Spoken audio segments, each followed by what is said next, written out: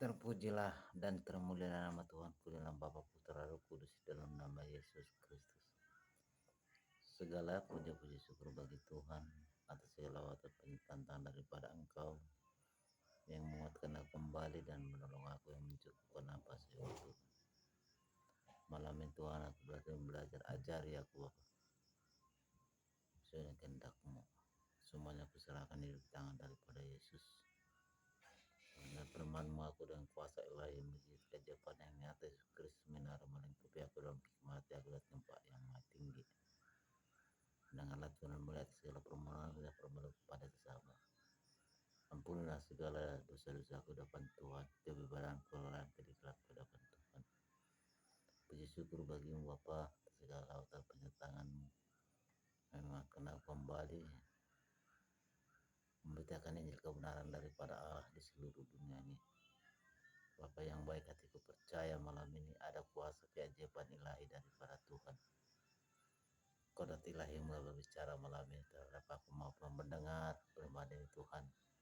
Walaupun secara singkat, ajari aku. Bapa yang baik, dalam Yesus Kristus aku berdoa mengucap syukur dan percaya.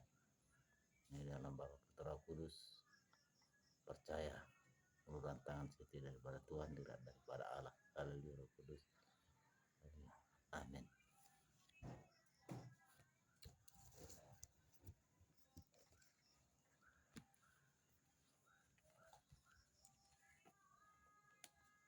Salam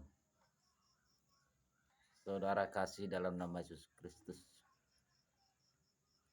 yang seiman, sekasih, sepadan, yang percaya kepada Yesus dimanapun keberadaan saudara-saudariku yang menonton video ini. Kita belajar bersama dalam firman kebenaran perkataan Allah yang hidup.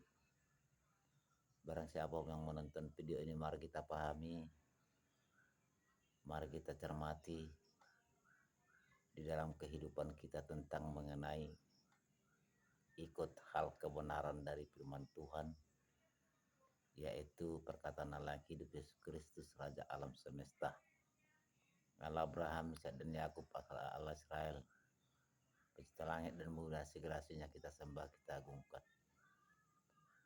Saudaraku kasih dalam nama Yesus Kristus, kalau kita menilai, melihat situasi saat ini, kondisi menjelang akhir zaman, kita melihat berbagai musibah yang terjadi di bawah kolong langit dan di atas bumi ini.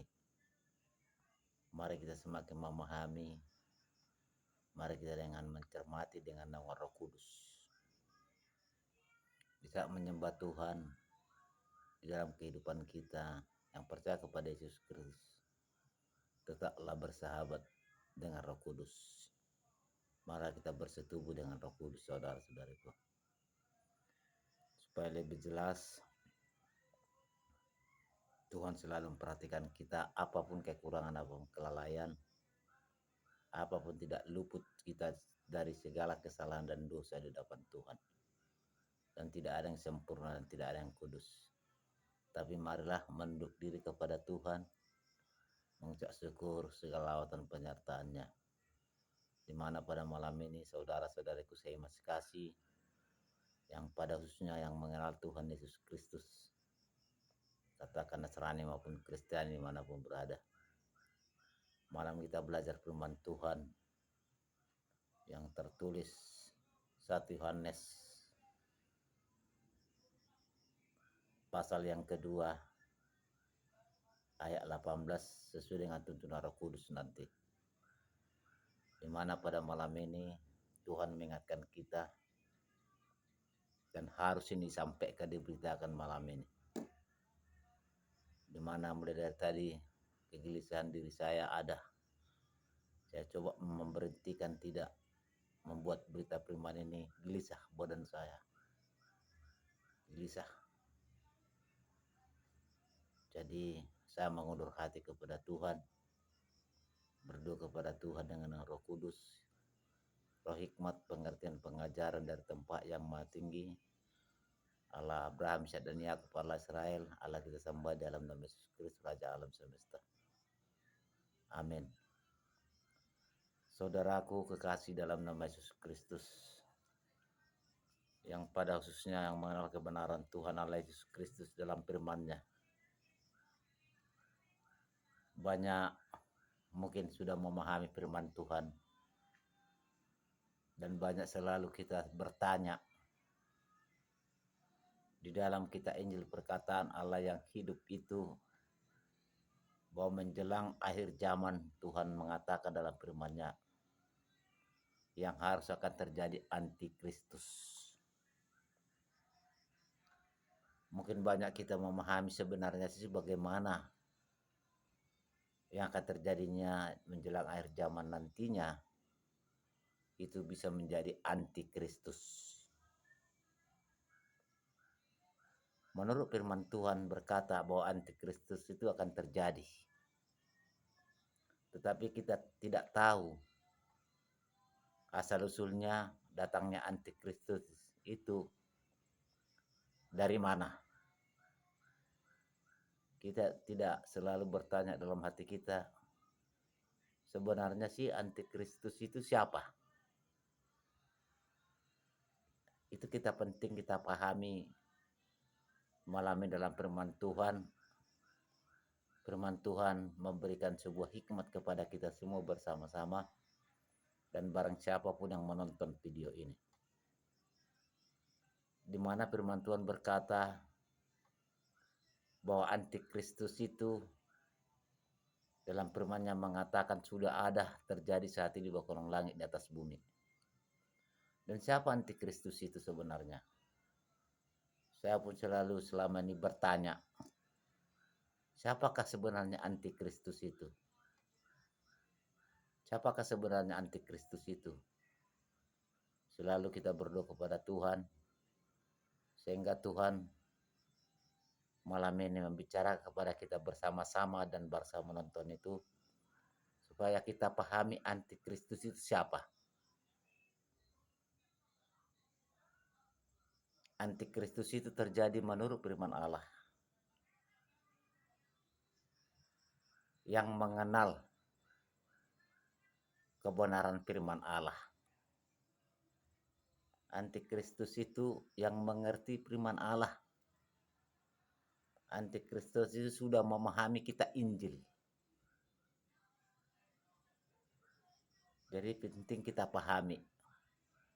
Tujuan daripada firman ini, kita semuanya yang percaya kepada Yesus Kristus, agar kita pahami bersama, agar kita tetap waspada, berjaga-jaga, berdoa, supaya kita tidak menjadi antikristus. Menurut firman Allah, antikristus itu adalah yang mengenal firman kebenaran Allah. Itu saudara-saudara. Jadi Tuhan sekarang memberikan pesan yang sangat indah bagi kita semua yang percaya kepada Yesus, supaya waspada, supaya berjaga-jaga. Menjelang akhir zaman nantinya, yang akan terakhirnya kata Tuhan, bahwa antikristus itulah yang mengerti kebenaran kata Allah. Karena mungkin tujuan daripada Tuhan supaya kita semakin memahami, supaya kita benar-benar mengerti sejauh mana hikmat pengertian pengajaran melalui firman kita Injil perkataan Allah. Malam ini mari kita belajar bersama. Mari kita memahami, cermati, supaya kita waspada dan berjaga-jaga. Jangan kita nanti yang sudah mengenal Tuhan Yesus Kristus mengerti kebenaran menjadi antikristus. Ini tujuan daripada firman malam ini, supaya kita berdua berjaga-jaga dan waspada.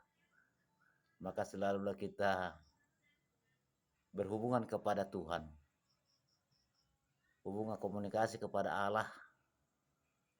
Tetaplah kita mempercayakan dengan naungan kuasa Roh Kudus bisa menyembah Tuhan, supaya kita tidak termanipulasi mujizat dunia, keajaiban dunia.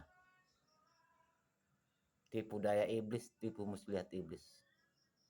Bisa saja kita ragukan nanti karena kita tertipu daya keajaiban dunia, tipu muslihat iblis menjadi antikristus. Sebab itu Allah berkata menjelang akhir zaman, berdoalah kamu dengan nama Roh Kudus. Di mana itu tertulis saudara-saudara supaya kita memahami bahwa menjelang akhir zaman berdoalah kamu dengan nama Roh Kudus, tingkatkanlah iman supaya nama Roh Kudus selalu menyelimuti kita dan menjaga kita supaya kita diawasi, supaya kita dilindungi di jalan kebenaran daripada Allah. Kalau saudaraku kekasih dalam nama Kristus ingin mengetahui di mana tertulis, Anda buka kita Injil perkataan yang hidup, Yudas 1 ayat 17, kalau tidak salah saya sampai batas 20 kok tidak 21. Yudas 1 ayat 20-21. Coba Anda baca nanti barang siapa menonton video ini. Tuhan mengingatkan menjelang akhir zaman berdoalah kamu dengan kuasa Roh Kudus, kata Allah. Jadi malam ini saudara-saudara Tuhan mengingatkan kita melalui firman perkataannya. Siapakah antikristus itu sebenarnya? Benarkah seperti dikatakan dalam firman Tuhan bahwa antikristus itu ialah yang mengenal kebenaran Tuhan menurut perkataan Allah, menurut firman-Nya. Jadi pada malam ini mari kita pahami bersama saudara-saudariku supaya kita seiman, sekasih pada dan mengenal kebenaran Tuhan, supaya benar-benar datang kepada Tuhan di jalan kebenaran sesuai dengan naungan tuntunan Roh Kudus. Itu saudaraku. Di dalam firman Tuhan tertulis 1 Yohanes pasal yang kedua. 1 Yohanes pasal yang kedua ayat 18. Berikutnya ialah antikristus. Berikutnya ialah antikristus. Mari kita baca bersama mulai dari ayat 18. Hai anak-anakku, waktu ini adalah waktu yang terakhir. Dan seperti yang telah kamu dengar. Kita ulangi. Hai anakku, waktu ini adalah waktu yang terakhir. Dan seperti yang telah kamu dengar, seorang antikristus akan datang. Sekarang telah bangkit banyak antikristus. Itulah tandanya bahwa waktu ini benar-benar adalah waktu yang terakhir.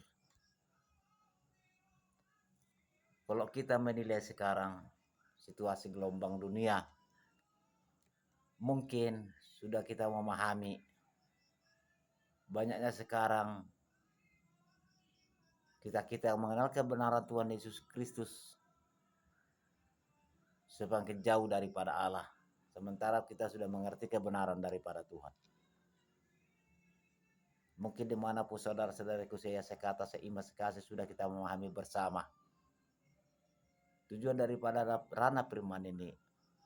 Marilah kita benar-benar datang kepada Tuhan, menjalankan firman kebenaran daripada Allah, supaya diri kita, iman kita tidak terjadi menjadi antikristus. Karena firman Tuhan berkata, yang menjadi antikristus adalah yang sudah mengenal kebenaran, kata Allah. Jadi di antara kita di dalam kekristenan tentang datang menyembah Tuhan di jalan kebenarannya supaya kita waspada dan berjaga-jaga. Jangan nanti ada salah pengertian, salah memahami tentang firman kebenaran daripada Allah, sehingga kita semakin Tuhan memperhatikan kita semakin salah di hadapan daripada Allah. Itu tadi pengertiannya di ayat 1. Karena sekalipun kita beda-beda organisasi gereja, jangan bisa terjadi hari akan datang aku yang betul, gereja aku yang betul, imanku yang betul. Marilah sehati sepadan sekata pengertian firman Allah melalui roh hikmat pengertian pengajaran daripada Tuhan. Karena firman Tuhan berkata, hendaklah kau berdoa dengan nama Roh Kudus, mintalah kepadaku roh hikmat, pengertian, pengajaran daripada Allah. Tetaplah kita bersujud berdoa kepada Tuhan dengan nama Roh Kudus, supaya Roh Kudus mengajari kita, mendewasakan kita. Karena banyak kita hadapi menjelang akhir zaman ini. Tipu daya iblis, bujuk raya kegelapan, tipu muslihat iblis. Inilah selalu mencederai kita supaya kita menjadi antikristus. Jadi sehingga tidak terjadi di antara sesama kita yang mengenal dalam kebenaran Tuhan. Sehingga berbeda-beda pandangan. Tetapi bagaimana kita punya cara mengerti tentang, memahami dan mengetahui supaya kita tidak menjadi antikristus. Maka firman Tuhan berkata, berdoalah kamu dengan nama Roh Kudus. Saya ulangi, dibaca di Yudas 1 ayat 17 sampai ke 20, 21. Situ Tuhan memesankan, menjelang hari zaman berdoalah kamu dengan Roh Kudus. Dan barang siapa pun menonton ini. Di situ saya katakan ayat 18. Mari kita kembali ayat 19. Memang mereka berasal dari antara kita. Memang mereka berasal dari antara kita. Antara kita ini siapa? Berarti sudah mengenal kebenaran daripada Allah. Ini penting kita pahami, kita matangi. Memang ada hikmat, Tuhan berikan 9 hikmat tentang mengenai, mengerti, belajar firman Allah. Tetapi semua itu di bawah naungan tuntunan Roh Kudus. Roh Kuduslah yang mempersatukan jiwa kita di dalam 9 hikmat, 9 buah hikmat Tuhan berikan kepada kita. Tetaplah kita berpedoman kepada Roh Kudus di saat menyembah Tuhan, supaya kita tidak tertipulasi keajaiban dunia, mujizat dunia, bujuk raya kegelapan, tipu muslihat iblis. Menjelang akhir zaman ini sudah bangkit. Mungkin saudara-saudara kita pahami bersama. Jangan sampai di antara kita mengenal Tuhan Yesus Kristus ada perselisih pahaman karena salah pemahaman firman Tuhan. Itu tujuannya. Maka dikatakan 19, memang mereka berasal dari antara kita, tetapi mereka tidak sungguh-sungguh termasuk pada kita. Sebab jika mereka, kita ulangi saudaraku, 19, memang mereka berasal dari antara kita, tetapi mereka tidak sungguh-sungguh termasuk pada kita. Sebab jika mereka sungguh-sungguh termasuk pada kita, niscaya mereka tetap bersama-sama dengan kita. Tetapi hal itu terjadi supaya menjadi nyata bahwa tidak semuanya mereka sungguh-sungguh termasuk pada kita. Di sini dalam firman ini dikatakan, tentu bisa kita pahami bersama. Yang mengenal kebenaran firman Tuhan, yang tidak sungguh-sungguh. Bagaimana kita punya cara tidak sungguh-sungguh kepada Tuhan? Bagaimana kita punya cara sungguh-sungguh kepada Tuhan?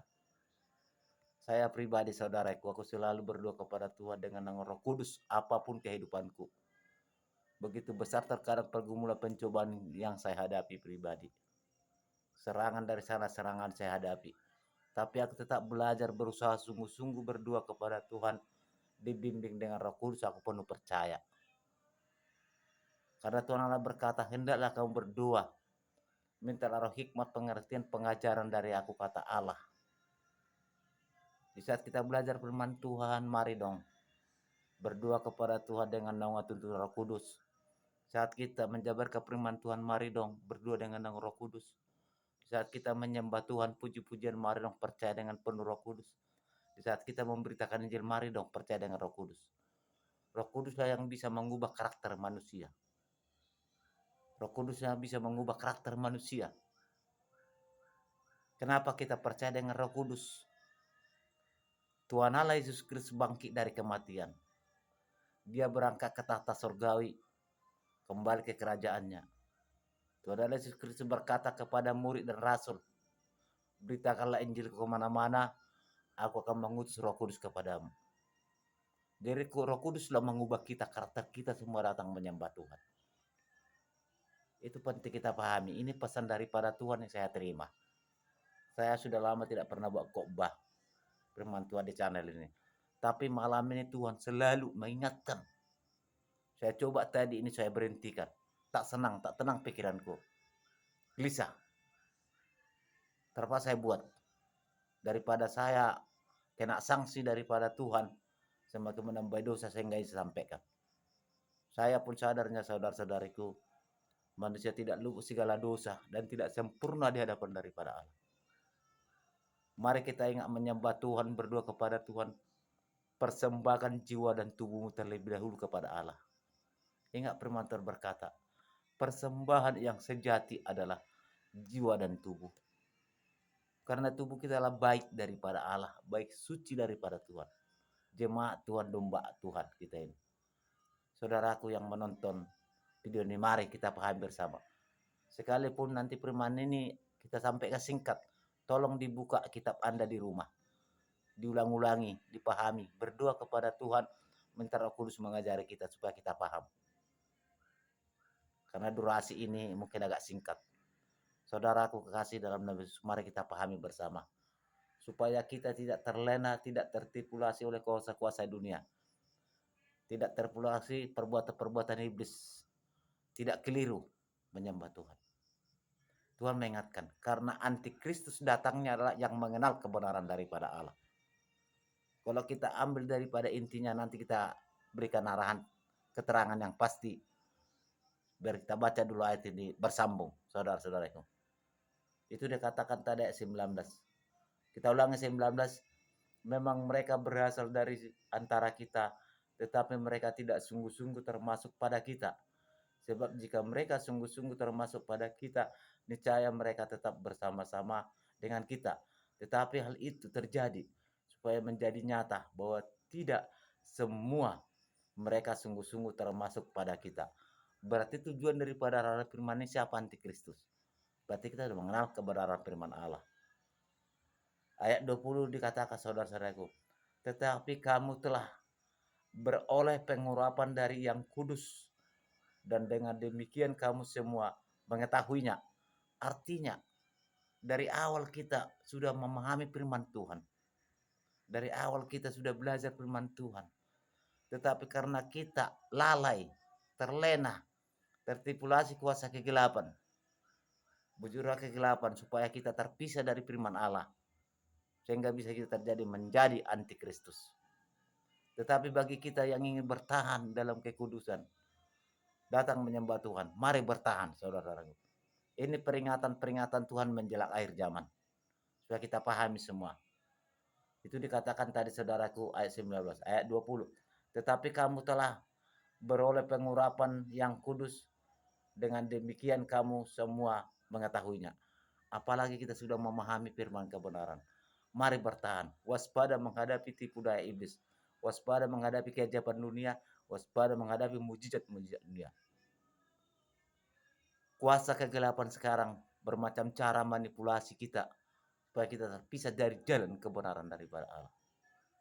Kita diserang terus, tidak ada hentinya. Apalagi kita sudah mengenal kebenaran Tuhan. Apalagi kita sudah pemberita Injil. Apalagi kita penjabar firman kepada domba-dombanya, baik sucinya maupun baik sucinya domba-domba Allah. Saudara-saudaraku jemaatnya, mari belajar. Mari belajar bertahan. Karena dikatakan dalam firman Tuhan, ada tertulis dalam firman Tuhan, banyak terpanggil, sedikit yang terpilih. Mungkin inilah pemahamannya ini. Inilah pemahamannya. Kenapa harus sedikit terpilih? Ini harus kita pahami bersama. Jadi mana saudara-saudaraku saya masih kasih padan yang mengenal kebenaran Tuhan dan percaya Tuhan Yesus Kristus. Mari saudara-saudaraku, mari bertahan, mari tetap bertahan. Belajar dengan doa, dengan Roh Kudus. Supaya kita paham betul. Itu dikatakan pengertiannya ayat 20. Ayat 21. Aku menulis kepadamu bukan karena kamu tidak mengetahui kebenaran, tetapi justru karena kamu mengetahuinya, dan karena kamu juga mengetahuinya bahwa tidak ada dusta yang berasal dari kebenaran. Pengertiannya, mungkin lalai, mungkin kita pencobaan, pergumulan begitu besar kita hadapi, Kita sudah mengerti kebenaran daripada Allah. Tertipulasi oleh kuasa kegelapan kita. Jatuh dalam kekelaman, dalam dosa. Sementara kita mengenal kebenaran daripada Allah. Sementara di dalam firman kebenaran daripada tidak ada dusta. Jadi mari saudaraku, semakin kekuatan datang kepada Tuhan. Sekalipun saudara tidak mudah. Memang enggak semudah itu membalikkan telapak tangan. Karena kita masih bawa di kolong langit dan di atas bumi ini. Begitu penuh pencobaan pergumulan yang datang kita hadapi. Silih berganti. Inilah pekerjaan kuasa kegelapan. Sehingga supaya kita tidak terjadi menjadi antikristus. Pengertiannya antikristus itu ialah kita sudah mengenal kebenaran daripada Allah. Sudah mengerti kebenaran, sudah mengerti kekudusan. Tapi kita langgar lagi akibat tertipu daya. Bujuk rayon kegelapan, tipu muslihat iblis. Yang memisahkan kita dari jalan kebenaran Tuhan. Yang akan membawa kita ke jurang maut oleh kematian oleh karena dosa. Jadi tujuan daripada firman Tuhan ini. Kenapa firman Tuhan mengatakan yang mengenal kebenaran pula menjadi antikristus. Supaya kita pahami saudara-saudariku. Saudara dengan saya tidak segala dosa. Saudara dengan saya tidak ada yang sempurna. Saudara dengan saya tidak salah di hadapan Tuhan dan tidak salah di hadapan sesama. Pasti salah. Mari kita pahami semua ini. Supaya kita tidak bisa menjadi antikristus. Kalau kita sudah nanti berkumpul kepada manusia-manusia lari dari kebenaran Tuhan menjadi antikristus, ini nanti kita mau terlibat bentuk apapun di jalan kebenaran daripada Allah. Sebab itu Allah sekarang mengingatkan kita, barang siapapun menonton ini, mari saudaraku bersempuh kepada Tuhan, mari mengucap syukur kepada Tuhan. Saya sudah merasakan selalu terjadi. Berapa lama ini saya jauh daripada Tuhan, banyak permasalahan ku hadapi, banyak ini. Tapi saat ini terkadang saya sadar berdoa kepada Tuhan. Dia tolong kembali saya. Dia jamah dia kembali saya. Banyak penyakit yang terjadi sama saya selama jauh aku dari kebenaran daripada Allah. Bahkan di ekonomi keuangan banyak yang terjadi buat saya. Pening, stres. Tetapi Tuhan Allah selalu memberikan pengampunan kasih setianya. Supaya kita dikuatkan kembali. Supaya kita tidak terjadi menjadi antikristus. Itu antikristus akan terjadi saudara-saudara. Bahwa antikristus adalah bukan dari yang lain, melainkan yang mengenal kebenaran daripada Allah. Salah satu contoh saudara-saudara kita pahami. Kurang apa lagi terdahulu orang Farisi di zamannya Musa. Orang Farisi itu ahli Taurat. Orang Farisi itu ahli firman. Melainkan mereka lah antikristus. Melainkan mereka lah yang menyalibkan Tuhan Yesus Kristus. Jangan sampai seperti itu terjadi. Memang diingatkan dalam firman Tuhan. Bukan siapa menghakimimu. Bukan siapa menghinamu. Melainkan mengenal kebenaranku, kata Allah. Karena salah paham di dalam kebenaran. Salah pengertian. Kita tidak memahami hikmat yang sebenarnya daripada Allah. Terkadang mau kita buat dari kepandaian kepintaran kita di dalam dunia ini. Apalagi jalan kebenaran daripada Allah. Oke, bolehlah kepintaran kita, kepandaian kita di dunia ini untuk cari kehidupan. Tetapi jalan kebenaran firman Tuhan jangan kita bawa itu. Marilah kita berdoa kepada Tuhan, minta roh hikmat, pengertian, pengajaran daripada Allah yang mengajari kita rahasia keilahian, hikmat tersembunyi daripada Allah dengan melalui kuasa Roh Kudus daripada Yesus Kristus. Itu saudara-saudaraku, itu dikatakan tadi saudara-saudara ayat 20. Mari kita 21. Aku menulis kepada kamu bukan karena kamu tidak mengetahui kebenaran, tetapi justru karena kamu mengetahui dan karena kamu juga mengetahui bahwa tidak ada dusta yang berasal dari kebenaran. Itu, mari kita pahami itu semua ke depan. Dimanapun saudaraku yang menonton saya kasih padat, kita percaya kepada Yesus. Mari, apapun kekurangan, apapun kelalaian, apapun kesalahan di hadapan sesama dan juga hadapan Tuhan, mari minta pengampunan kepada Allah. Mari saudara-saudari, masih Tuhan memberikan kasih setia pengampunannya kepada kita, sekalipun ini sudah menjelang akhir zaman. Mari saudaraku, supaya kita pahami semua, siapapun yang menonton video ini. Ayat 22 mengatakan, siapakah pendusta itu? Siapakah pendusta itu? Di saat kita datang kepada Tuhan benar-benar berusaha jangan sampai berbohong. Bahwa antikristus itulah dikatakan adalah pembohong. Menurut firman ini, saya pribadi selalu juga berbohong. Saya baru sadar ini. Baru saya baca ini. Padahal aku sudah mengerti kebenaran Allah. Dan barang siapa yang menonton video ini, saudara-saudara. Betul. Ayat 22 kata, siapakah pendusta ini? Siapakah pendusta itu? Bukankah dia yang menyangkal bahwa Yesus adalah Kristus? Mungkin bisa saja kita saudara-saudaraku sudah mengenal kebenaran Tuhan. Tertipulah si bujuk rayu kegelapan. Ya, bujuk rayu kegelapan. Yang manipulasi pemikiran kita. Kuasa-kuasa hikmat dunia. Tipu muslihat iblis. Sekarang tidak sadar kita terjadi, kita lakukan begitu. Kalau boleh, mari kita belajar bertahan. Memang nggak segampang itu sih, nggak semudah itu. Maka Tuhan berkata, tidak aku berikan beban kepadamu yang nggak bisa kau bebani. Aku akan mengutus Roh Penolong. Itulah dikatakan Roh Kudus. Supaya kita tak bertahan, bertahan. Supaya kita nanti tidak jatuh dalam kekelaman dan tidak terjadi menjadi antikristus. Itu. Banyak orang bertanya, siapa sih sebenarnya antikristus itu? Bukan dari yang lain, melainkan mengenal kebenaran Tuhan Yesus sudah menjadi antikristus menurut firman ini, bukan menurut saya. Siapakah pendusta itu? Bukankah dia yang menyangkal bahwa Yesus adalah Kristus? Dia itu adalah antikristus yang dia, kita ulangi, siapakah pendusta itu? Bukankah dia yang menyangkal bahwa Yesus adalah Kristus? Dia itu adalah antikristus. Dia itu adalah antikristus, yaitu dia yang menyangkal baik Bapa maupun anak. Kalau kita cermati sekarang saudara-saudaraku dimanapun berada, sudah berapa hamba Tuhan yang gugur, membalik-balikkan hikmat persoalan firman, memakai hikmat dunia. Mungkin sudah kita memahami, tetapi begitu pun sebaliknya. Tuhan juga memberikan jamahan tangannya kepada orang yang bertobat. Saat ini sudah banyak mengenal Tuhan Yesus Kristus. Melainkan orang mengenal kebenaran firman Tuhan yang jatuh terlebih dahulu. Jadi mari kita semakin pahami semua saudara-saudara. Itu dikata-kata di ayat 22. Mari kita ayat 23. Sebab barang siapa yang menyangkal anak, ia juga tidak memiliki bapa. Barang siapa mengaku anak, ia juga memiliki bapa. Pengertiannya saudara-saudaraku.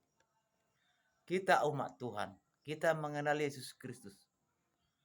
Ada beberapa perkataan firman melalui hikmat kasih karunia, keajaibannya, keilahiannya. Ada kita memanggil Yesus Kristus Tuhanku. Ada kita memanggil Tuhan, Tuhan. Ada kita memanggil Bapa kepada Yesus Kristus. Jadi barang siapa kita tidak, saudaraku, tetap bertahan, tidak pernah lagi percaya kepada Yesus, kepada Tuhan, kepada Bapa, tentu kita enggak anak dari Allah sendiri lagi. Itu tujuan dari firman ini. Maka dikatakan dulu, sebab barang siapa yang menyangkal anak, pengertiannya, marilah kita menyembah Tuhan di dalam Bapa, Putra, dan Roh Kudus. Di dalam nama Yesus Kristus Raja Alam Semesta. Terkadang kita banyak hanya di dalam nama Yesus Kristus. Menurut firman ini bukan itu. Di sini dikatakan lebih jelas. Sebab barang siapa menyangkal anak, ia juga tidak memiliki bapa. Barang siapa yang mengaku anak, ia juga memiliki bapa. Berarti kita mari berdua kepada Tuhan. Ucapkan kata-kata terakhir ujung-ujung doa. Akhir-akhir doa di dalam Bapa, Putra, dan Roh Kudus. Di dalam nama Yesus Kristus. Sekarang sudah banyak hanya di dalam nama Yesus Kristus. Mohon maaf di dalam nama Yesus. Mohon maaf. Di kitab ini pun adanya manusia namanya Yesus. Yesus yang mana?